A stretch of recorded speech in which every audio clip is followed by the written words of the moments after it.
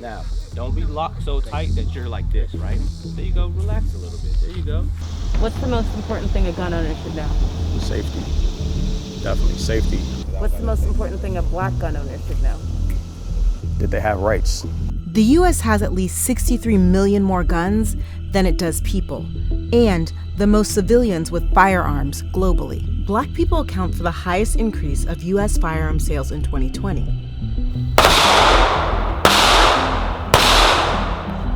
Some of the people you're watching are new to gun ownership and handling. Some have inherited gun culture from previous generations of family. And all of them are the legacies of Black people's lengthy and complicated relationship with bearing arms in the U.S. One of the things that Black people wanted to acquire, along with the vote, along with land, along with education, was the right to bear arms, was the right to protect themselves and their families. These aren't the faces we normally see or the voices we normally hear when the U.S. talks about gun rights and ownership. How did you feel the first time you shot? Actually empowered. It was an adrenaline rush. It was fun. So what does it mean to be a Black gun owner in this nation? I think society views Black gun owners in a variety of ways. I think it depends on who it is that's doing the observing. Hey fam, I'm Imayan, and this is the story of Black gun owners in the U.S. and the first time I ever shot a gun. This is the first time I've even seen a gun in real life, in person before. And now I'm literally about to not only touch it, but learn how to shoot it. I'm taking a gun safety course in the middle of the COVID-19 pandemic. In this session, there are 62 students with varying degrees of gun knowledge. I've had my gun since 2010. I shoot off and on, but lately I felt the need to be more proactive in getting training. I don't know, is this, when I look at TV, I get so frustrated. I just felt like I need to be more prepared. Dorothy Wilson is like all the other attendees, the armory owner, and all of the instructors, Black. Now, there's no magazine in this gun. I took the bullets out. Is this gun now safe? No. Why? Because it might be one in the head. And we realized that a lot of people that look like us really didn't have the education. Took it upon ourselves to take on the challenge of educating our people, getting involved in the community, and letting them know that firearms are safe and can be fun, and they can get that proper training by people that look like us. Hardy Wilson owned an armory that he launched in the autumn of 2017. It was less than 10 months after Donald Trump's presidential inauguration. And at the time, overall gun purchases were decreasing after soaring during the entire Obama presidency. We can't replace what we're selling. Ammunition is real hard to get. The dealers order 15 guns. We're lucky if we get 5. Gun sales were already rising before Barack Obama took office. And in his 2 terms, people spent more than $46 billion on guns and ammunition. That's more than the nearly $23 billion they spent during George W. Bush's 8-year tenure. When Trump took office, the total number of firearm purchasers dropped, but the number of Black gun buyers was actually increasing. How many guns would you say you have? That's a tricky question. I have a lot of guns. Rifles, shotguns, handguns, some custom guns. Hardy says the pandemic has multiplied his revenue exponentially. It's fundamentally changed his business, which is why we see these classes being held outdoors, with every student required to wear a mask and practice social distancing. Prior to COVID, we have been increasing with training and with sales, but I would say definitely during COVID, our numbers have drastically increased. We usually do, 3 to 4 classes a month, and we're doing 3 to 4 classes a week. I closely watch as instructors review the basics, help shooters refine their skills to get them, to get me, ready to take aim. Oh, he literally just said, don't be nervous, which is the exact opposite of how I feel right now. The firearm education happening on this swath of greenery is indicative of much larger trends. When people in the U.S. are concerned about their safety, they buy more guns. Here's what monthly firearm sales look like in the last decade. We see them spike during 2 occasions. One is emergencies like the Sandy Hook, San Bernardino, and the Parkland mass shootings.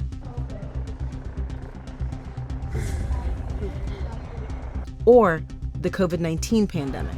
The second rise we see in gun sales is during protests, like the nationwide ones we've watched all summer.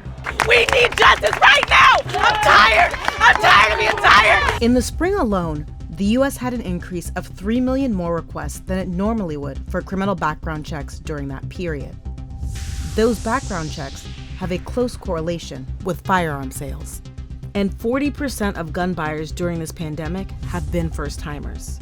But how equitably are gun owners treated? It's different for us. You don't see the same type of treatment to Black people who advocate the right to bear arms and who practice the right to bear arms as you do for white organizations and white groups in American society. Author Akinyele Umoja is a gun owner whose parents didn't own firearms, but whose grandparents on both sides did. The powers that be can look at Black gun owners as subversives. That's part of the legacy of our enslavement in this country. Blacks who show any assertion of their rights are considered subversives and oftentimes are punished for being subversive. They're considered somebody to be monitored by the police inside the United States. Akinyele says Black people in the U.S. always have had to fight for their right to be armed. The history of armed resistance predates nonviolence from the very inception of Black people being in America and resisting.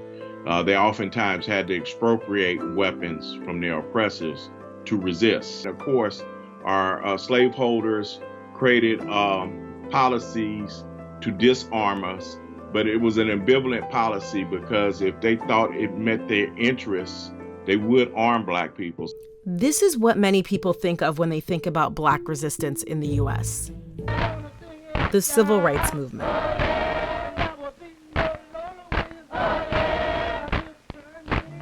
Akinyele says it couldn't have happened without armed Black people. This is something that's oftentimes missed. When we talk about how the success of nonviolence in many Southern communities, nonviolence would not have been able to operate without Black people who were armed to protect the nonviolent activists, particularly in places like rural Louisiana, rural Mississippi, rural Georgia. Oftentimes, the nonviolent activists would not have survived because they weren't protected by police. The U.S.'s tension with Black gun owners has been codified in its law, like when then California Governor Ronald Reagan, with the NRA support, signed the Mulford Act, which prevented the open carry of loaded firearms. At the time, Reagan said, quote, "There's absolutely no reason why out on the street today civilians should be carrying a loaded weapon." The Mulford Act was a response to the members of the Black Panthers who saw their decision to be armed as a necessity and a political choice as opposed to a personal one. The group had openly carried firearms at the state capitol, just like this group of white militia members did in April 2020 at the Michigan state capitol to protest COVID-19 stay-at-home orders. But it didn't result in any NRA-supported gun reform. I have to tell you, I do have a firearm on me. Don't reach for it then. Don't pull it out. The NRA was also notoriously silent after police officer Geronimo Yanez shot and killed licensed gun owner Philando Castile during a 2016 Minnesota traffic stop. A jury cleared Yanez of all charges, including manslaughter, in 2017. How good do you think the NRA is at representing Black gunners? They are not. Renee Roberts is a retired service member who became a gun owner a few months ago because she was worried about safety. We have 4 tourniquets out here, 2 up here, 2 down on the range. She is also acting as the on-hand emergency medic during today's gun training. I do not think that the Second Amendment is interpreted the same for Caucasians as it is for Black gun owners. It should be, but we know that it isn't. We can see that in the justice system. It's not the same. It's the same laws, but it's interpreted and implemented on people differently. Some of the most glaring disparities involve so-called stand your ground laws. Author Carolyn E. Light has studied stand your ground laws, and she says, though on its face the law is neutral, the adjudication of the law never is. She told me in a phone interview The Second Amendment was never meant to be applied to all people, but instead, a select few. And this is also in a place that is one of 6 countries accounting for half of all firearm deaths worldwide.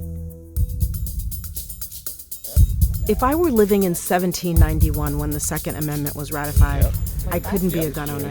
In 2020, I'm in a firearms class trying to retain all the newly learned guidelines. I wondered how these Black gun owners, given this nation's history and its present, viewed themselves in a country where white people, especially white men, are more likely to own firearms than any other group. Fire! Perfect. All right.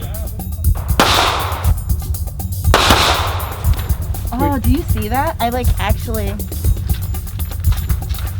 That's crazy. Wow. Of the people who don't own a gun in the U.S., about half say they can see themselves buying one in the future. And though the majority of people in the U.S. support gun control, the type of regulations vary between owners and non-owners. For example, both groups equally agree the mentally ill should be banned from purchasing guns. But while 74% of non-gun owners think high-capacity magazines should be banned, only 44% of gun owners agree. What do you think of when you hear Black gun owner? Black gun owner, I think it's amazing. Hardy already has begun training his 13-year-old son to be a responsible gun owner.